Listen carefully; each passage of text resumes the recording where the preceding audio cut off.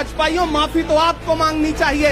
15 लाख के झूठे जुमले के लिए माफी मांगो, बढ़ती हुई महंगाई के लिए माफी मांगो, अच्छे दिन के झूठे वादों के लिए माफी मांगो, लोकतंत्र को कुचलने के लिए माफी मांगो, महंगाई के खिलाफ माफी मांगो, 400 का सिलेंडर 1100 रुपए करने के लिए माफी मांगो, 58 रुपए का पेट्रोल 100 रुपए का करने के लिए माफी मांगो, हिंदू को मुसलमान से लड़ाने के लिए माफी मांगो, सिख को ईसाई से लड़ाने के लिए माफी मांगो।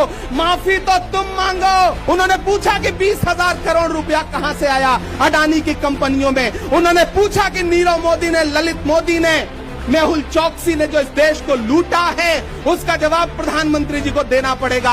अगर प्रधानमंत्री जी इतना कहने से आप राहुल गांधी जी की सदस्यता ले लेंगे तो हम तमाम सांसद तैयार हैं। ले लीजिए हमारी सदस्यता, लेकिन हम रुकने वाले नहीं हैं, हम झुकने वाले नहीं हैं। प्रधानमंत्री जी, मैं आपसे पूछना चाहता हूं कि जब दोहा में, शंघाई में, कैलिफोर्निया में, अमेरिका में खड़े होकर के आप कह रहे थे कि भारत तो सपेरों का देश है, भारत में पैदा होना तो पाप है, प्रधानमंत्री जी माफी तो आपको मांगनी चाहिए। हमने सहराओं में हासिल किया आसानी से, तुम समंदर में भी रहकर न मिले पानी से। ये सियासत के दिए सबके हवाले न करो, मुल्क बिक जाता है एक शख्स की नादानी से। इस शख्स की नादानी से देश बिक रहा है, लोकतंत्र मटिया मेट हो रहा है, संविधान को कुचला जा रहा है।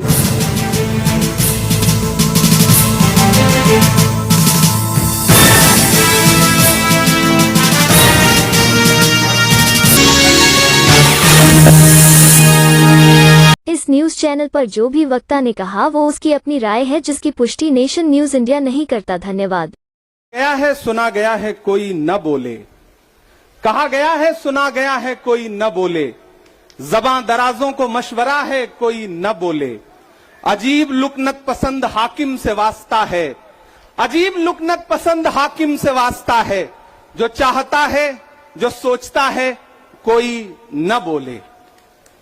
हमारी दाईं तरफ इस सदी का सबसे बड़ा फकीर सोया हुआ है।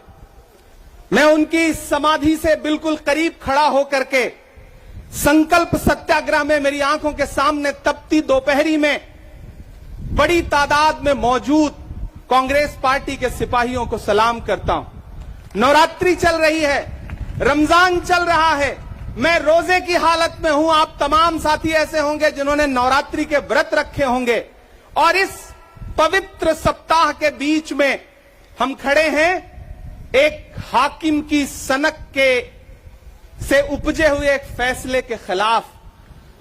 दोस्तों, भारत के लोकतंत्र के लिए एक मुश्किल लम्हा है ये। याद करिए, जब हाकिम की सनक की वजह से आप लाइनों में लग करके अपने पैसे बदलवाने के लिए बैंकों के साथियों से विनती कर रहे थे, चरौरी मिन्नत कर रहे थे, तब सबसे बड़ी आवाज बन के कौन बोल रहा था? राहुल गांधी। नतीजा क्या निकला? उनकी एसपीजी सुरक्षा वापस ले ली गई। याद करिए, जब गब्बर सिंह टैक्स लगा करके छोटे व्यापारियों को बर्बाद करने का सपना पाला था इस सरकार ने, तो सबसे मजबूत आवाज बन के कौन बोल रहा था? राहुल गांधी। नतीजा क्या निकला? हजारों करोड़ रुपए खर्च करके उनके पीछे ट्रोल आर्मी लगा दी गई। उनकी इमेज खराब करने के लिए जितने तरीके अपना सकती थी भारतीय जनता पार्टी उसने अपनाया। याद करिए कि जब राफेल के मुद्दे पर, राफेल में हुई लूट के खिलाफ एक अकेला शख्स पूरे देश में खड़ा होकर के चौकीदार से पूछ रहा था कि आपकी चौकीदारी का सवाल है, बताइए सच्चाई क्या है, तब उनके पीछे 55 घंटे उन्हें ईडी के ऑफिस में बिठा करके पूछताछ की गई। मेरे भाई, उस शख्स ने क्या गुनाह किया? क्या कसूर है उनका?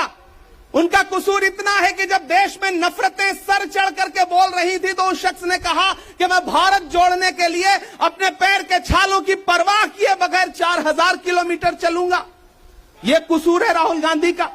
यह कसूर है राहुल गांधी का कि वह एक शहीद पिता के बेटे हैं। यह कसूर है उनका।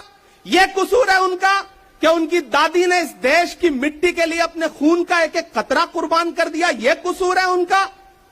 आज भारतीय जनता पार्टी के लोग हाउस में खड़े होकर के सदन शुरू होते ही 1 मिनट भी सदन नहीं शुरू हुआ रहता था और खड़े होकर के राहुल गांधी माफी मांगो के नारे शुरू कर देते थे।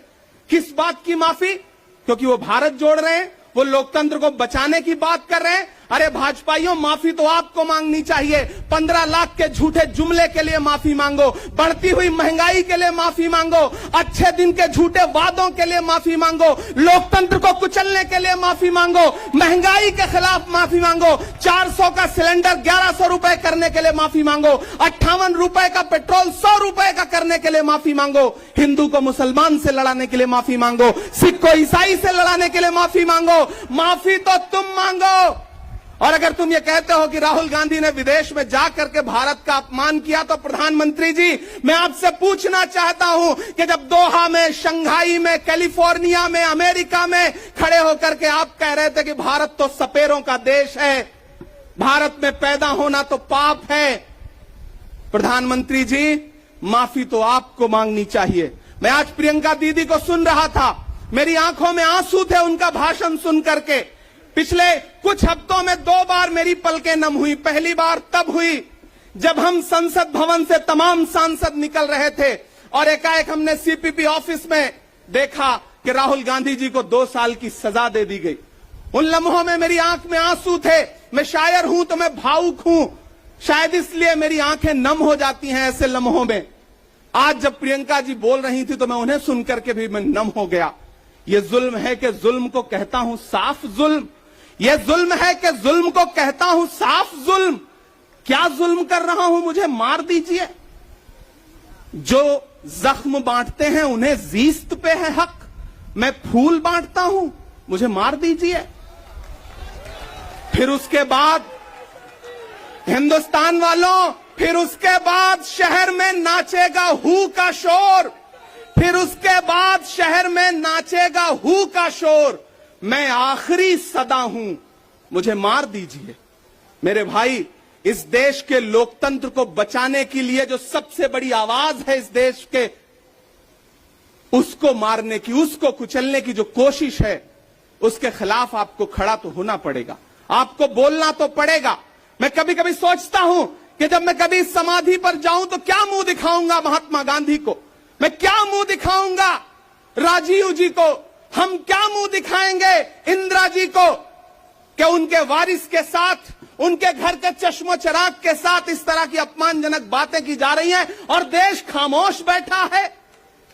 सवाल आपसे है, सवाल यहां बैठे हुए लोगों से नहीं है, सवाल आपसे है जो आप कांग्रेस की मोहब्बत में यहां आए हुए। मैं आपको सलाम करता हूं, मैं जानता हूं आप राहुल गांधी जी से मोहब्बत करते हैं, कांग्रेस पार्टी से मोहब्बत करते हैं, प्रियंका दीदी के सम्मान में आए हुए हैं, खड़गे साहब के सम्मान में आए हुए हैं, मैं जानता हूं, वरना इस तपती दोपहरी में व्रत रख के, रोजा रख करके कौन परेशान होने के लिए आता। आपको मोहब्बत है पार्टी से, लेकिन नया पाने की चाहत में पुराना छूट जाता है। तुझे अपनाऊं तो मुझसे जमाना रूठ जाता है। मोहब्बत पढ़ने लिखने में बहुत आसान है, लेकिन मोहब्बत को निभाने में पसीना छूट जाता है। मैं जानता हूं कि आप पसीने के बीच भी, आप तपती दोपहरी के बीच भी यहां बैठे हैं। क्यों?